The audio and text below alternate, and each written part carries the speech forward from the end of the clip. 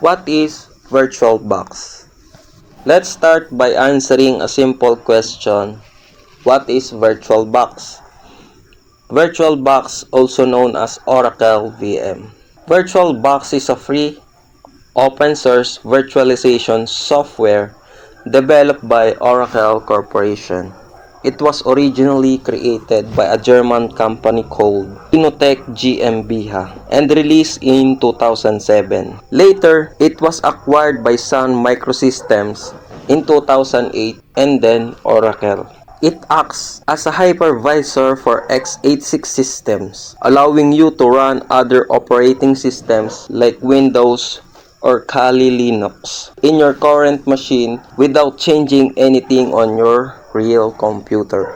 What does VirtualBox do? So how does it work? VirtualBox creates virtual machines, basically isolated environments that behave like real computers. Each VM gets its own virtual hardware, such as CPU cores, RAM, and storage. That means you can install an entirely different OS called a guest inside your current system called the host. You can run Linux inside Windows or Windows inside Linux or even multiple systems side by side.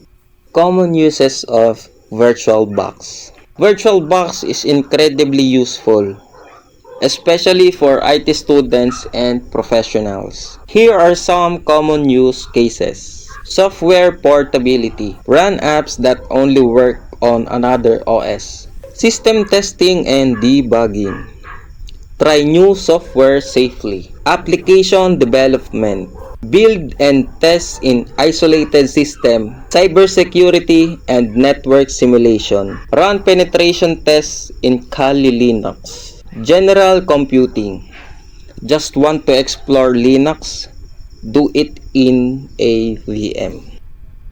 Key advantages of VirtualBox. Here are some reasons why VirtualBox stands out. Isolation. Each VM runs independently, perfect for same experiments. Cross-platform. Works on Windows, Linux, Mac OS, and Solaris. User control. Configure CPU, RAM, display, and more easily. Multiple modes. Full screen, windowed, scaled, or even 3D graphics. And of course, it's free and open source, making it ideal for students.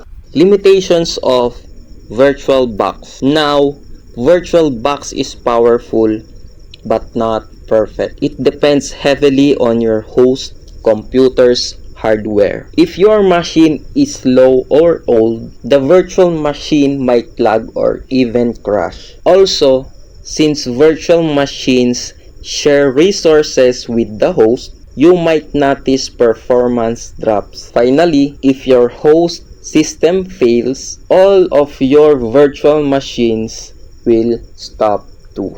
Why students should use VirtualBox? If you're studying computer science, networking, or cybersecurity, VirtualBox is one of the best tools you can have. You can install Linux, Windows, or Kali Linux and practice OS commands, ethical hacking, and software testing all from one laptop. It's perfect for certifications like CompTIA, CEH, or OSCP, where hands-on practice is essential. And if anything goes wrong, just delete the VM and start again. Simple.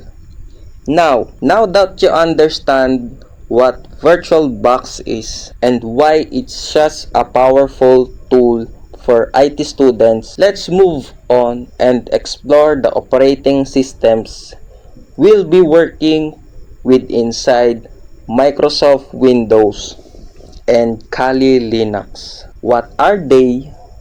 How do they work? And why are they important for tech learners like us? Let's find out. What is Microsoft Windows? Let's start with Microsoft Windows. Microsoft Windows is one of the most widely used operating systems in the world.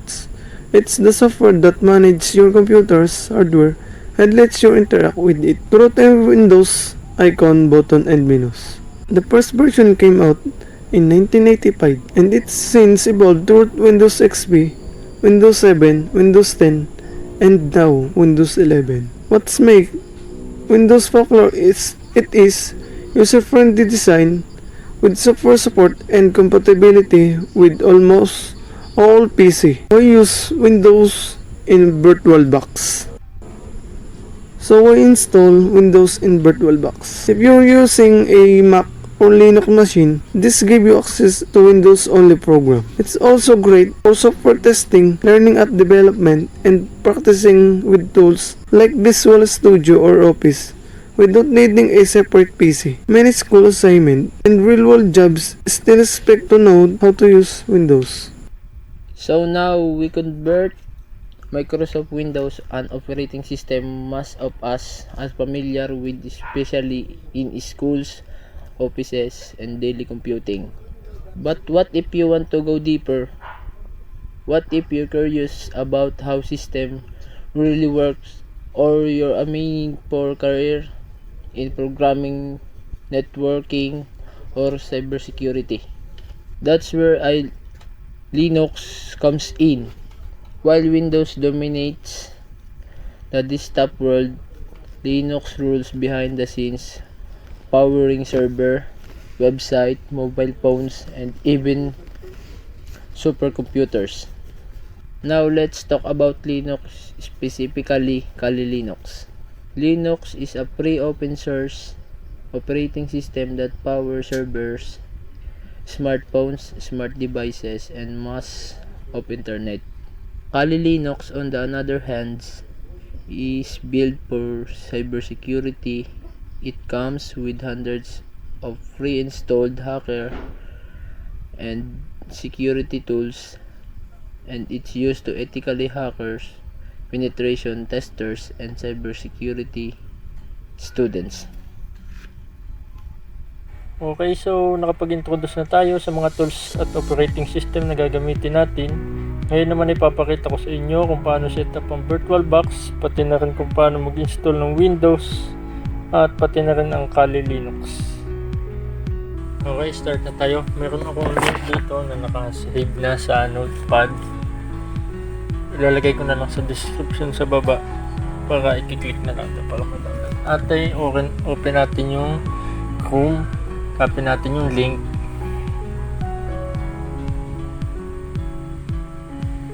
Click lang natin, mahina signal. Tapos click natin yung download now.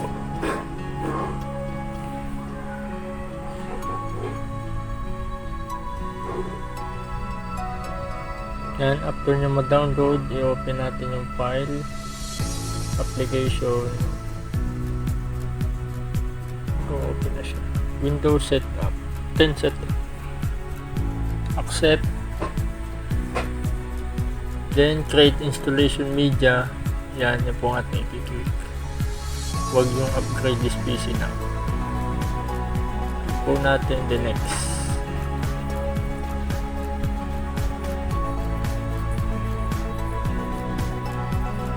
Pwede na siyang default, wala nang nais baguhin. Next. Tapos click po natin yung iSpy. Next ulit.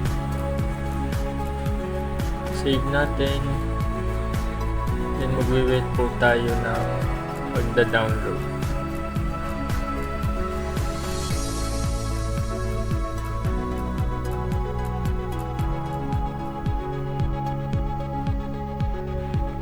Okay, proceed naman muna tayo sa pag-download ng VirtualBox. Copy muna natin yung link. Then, paste ulit natin sa new tab.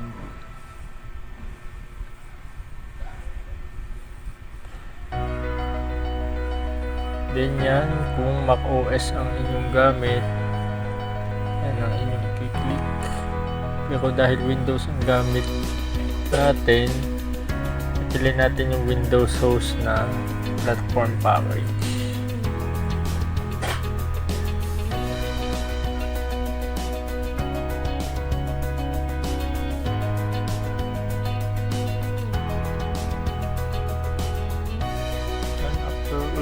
natin ma-download, click lang din natin para ma-install.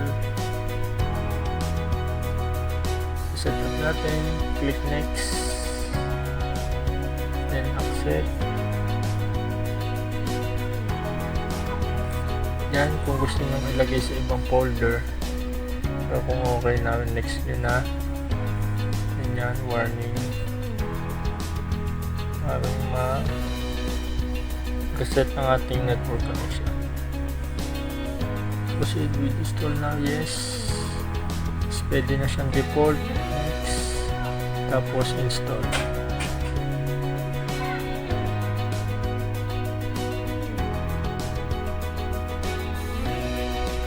Pag medyo matagal yung ano natin, kailangan din natin kasi ng malakas sa signal. Then finish. Yan, meron na tayong virtual box. Wait na lang natin ma-download itong ating Windows 10 para open natin sa ating virtual box. Okay, yan na. Next.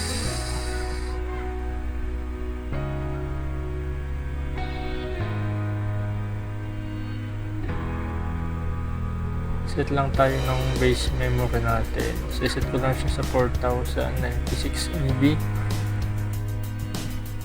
Then, default na to. Next natin. Okay na yan, finish natin.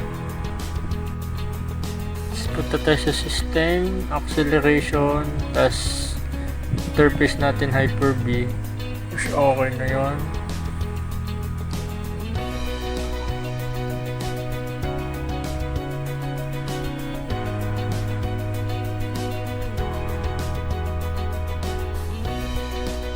Start natin.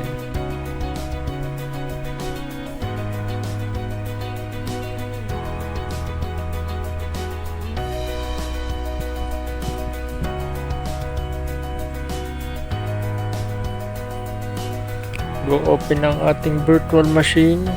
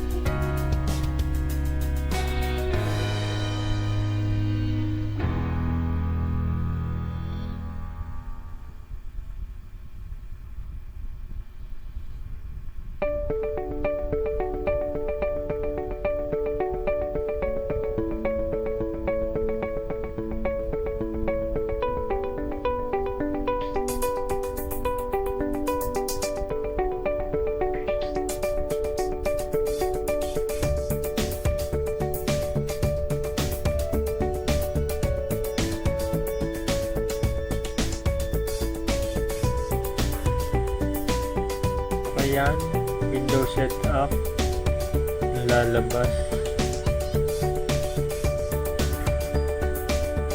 Nandiyan ang language to install. Saka ang time and currency format, pipili kayo dyan. Saka yung keyboard. Pero default na yan, next, install.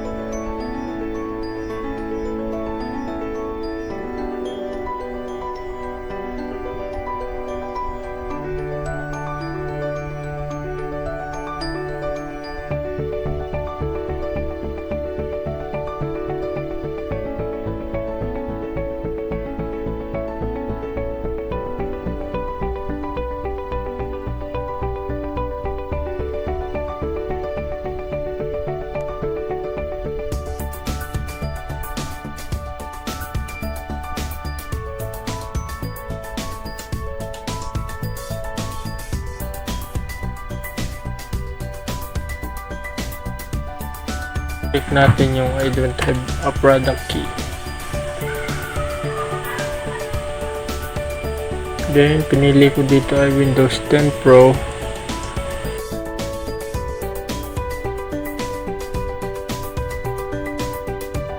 Tapos, next na natin yan.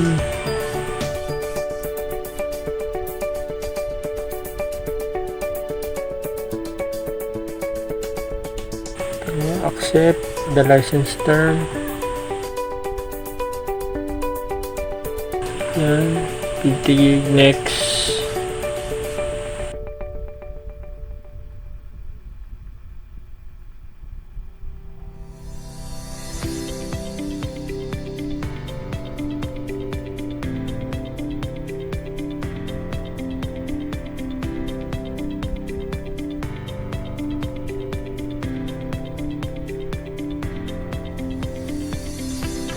Okay, pagkatapos natin mag-install, meron dyan is this the right keyboard.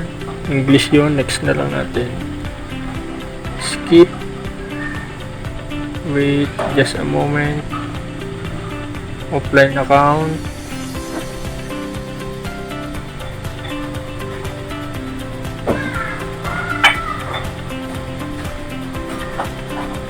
Limited experience.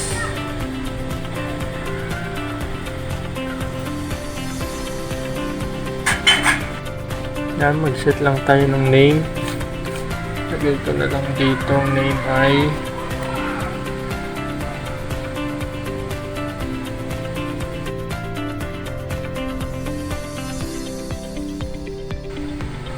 yan, lagay ko na lang Mark. Then next, lagay tayo din ng password.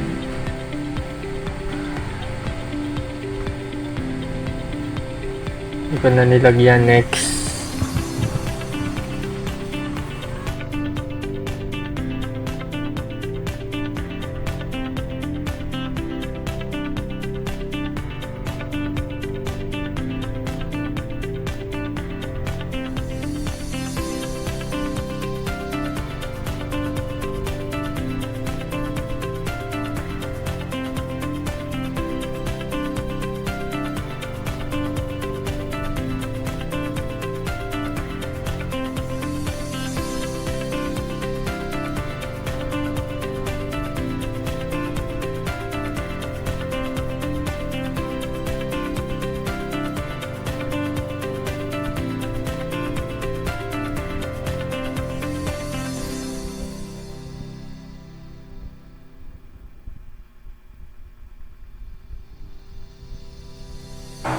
Always have access to your recent browsing data, not now.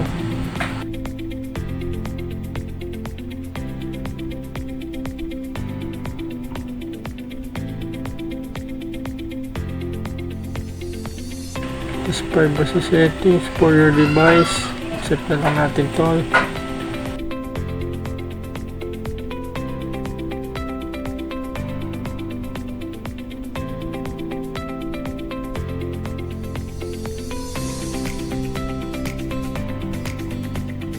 Skip.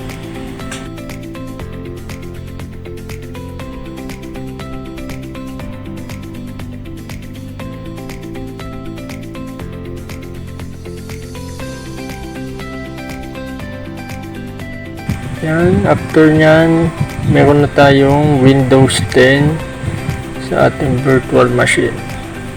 Okay, how to download and install Linux. Search lang natin Kali Linux sa ating browser. Hindi nyo kauna-unahan. Installer image recommend.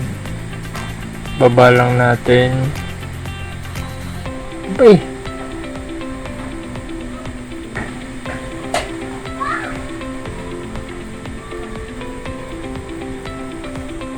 Installer image, then download.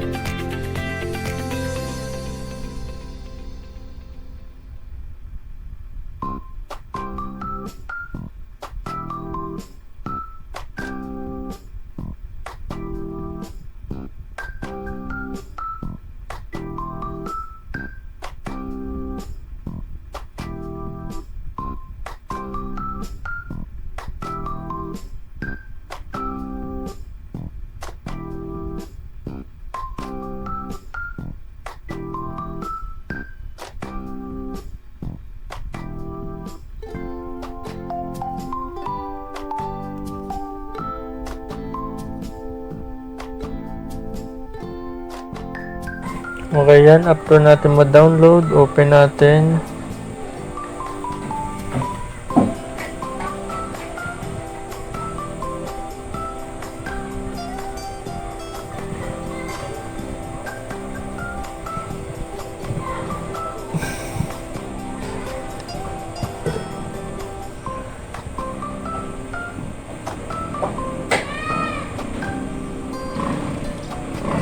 Sa ating virtual machine, click new, then type natin sa name Kali Linux.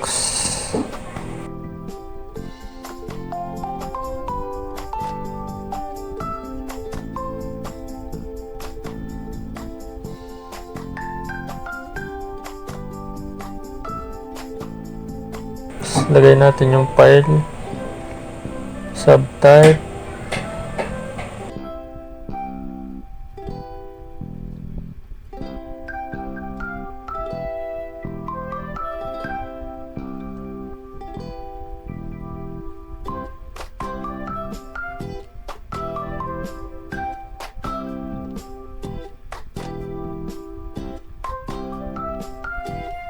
type, piliin natin yung Debian.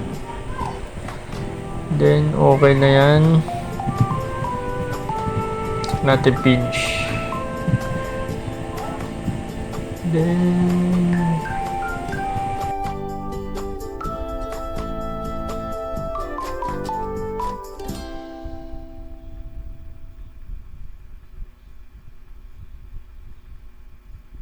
okay, start na natin.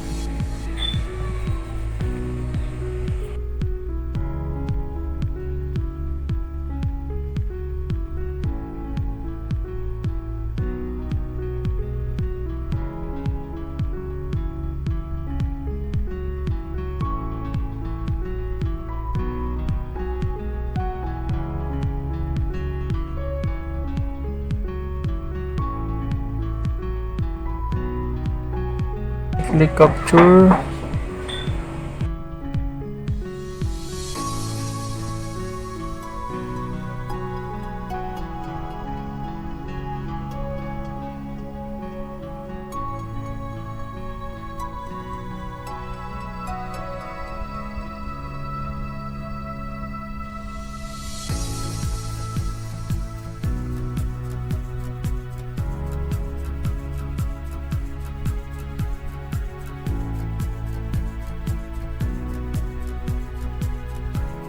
Pili lang tayo ng language.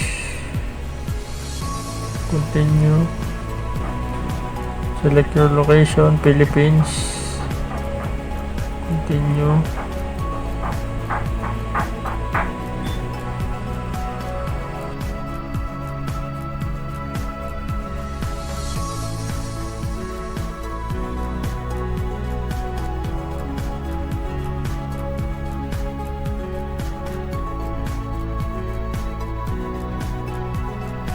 Continue.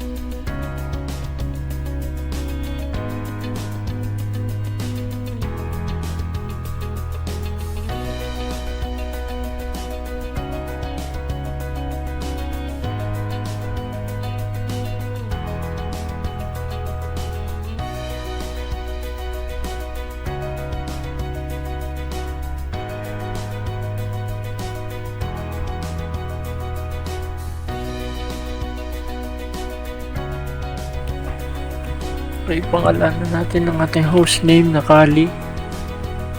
Domain name. Wala. Continue.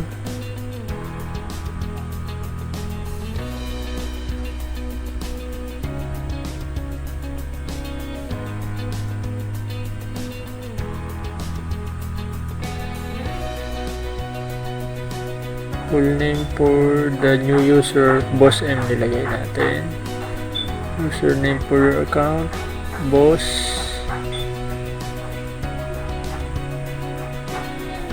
Continue. Nalagay tayo ng password.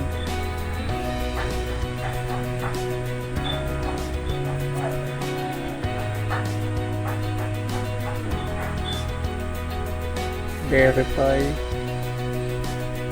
Continue natin.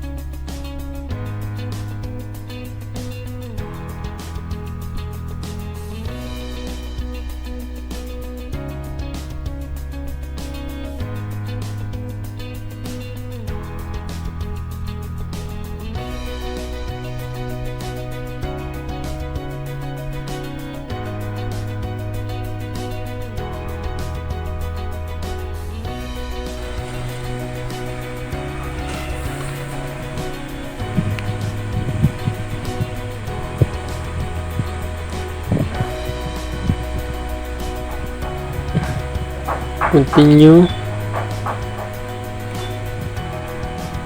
Continue ulit. Continue. Continue ulit.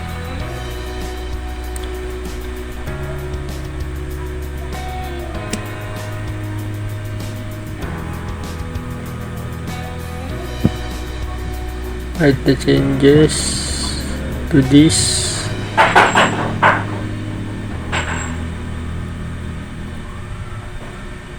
Yes.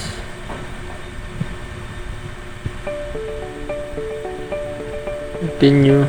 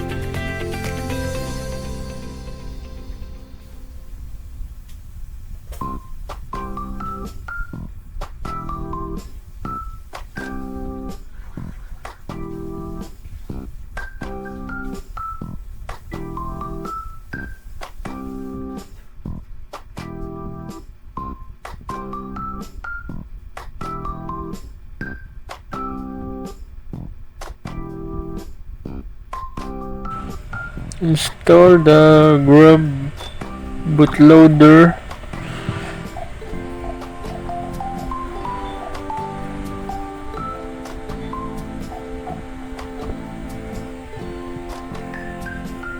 Yes, continue. Click natin tong sa baba. Yan, continue.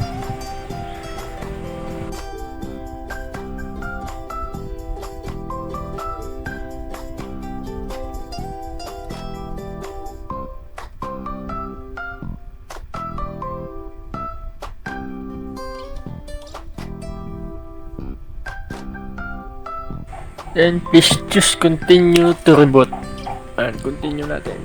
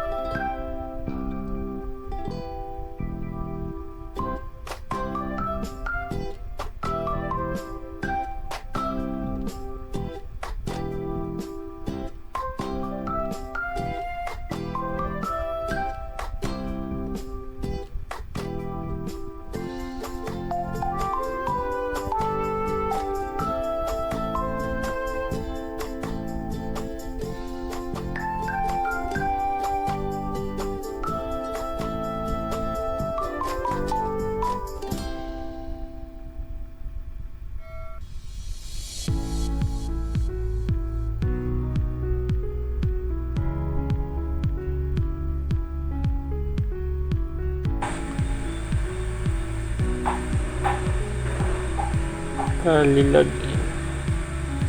O yan na, enter natin yung username natin nilagay kanina. Nilagay ko yung boss, tapos yung password na nilagay.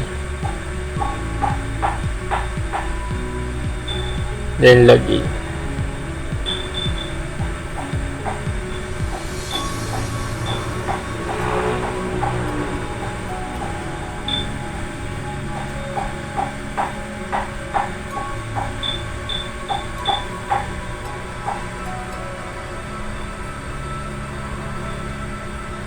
Wait lang natin.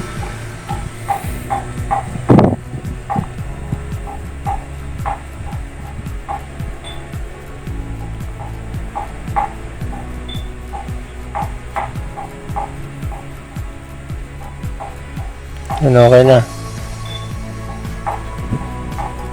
Kung gusto naman natin ng full screen, punta tayo sa view, then full screen mode. Click lang natin yan. Switch. Yan, naka full screen na tayo.